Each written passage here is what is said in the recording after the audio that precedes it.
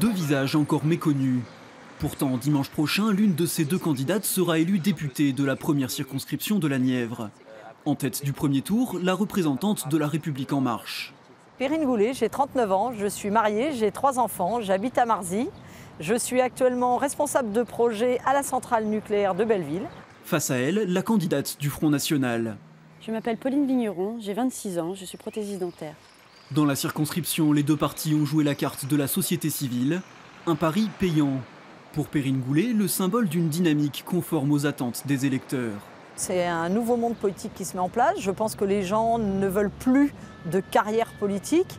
Je pense qu'ils veulent des élus qui soient impliqués pendant un certain nombre d'années et puis après qui retrouvent la vie civile pour être au plus près de leurs préoccupations.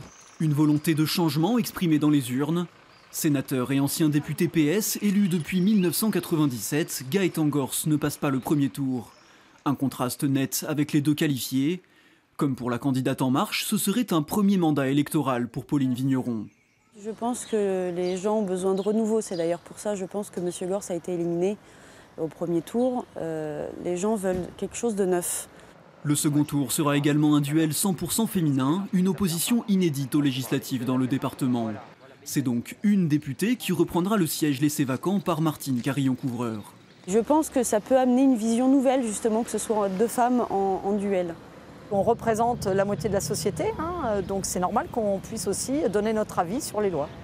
Des similitudes sur la forme, mais sur le fond, les électeurs devront trancher dimanche prochain entre deux programmes opposés.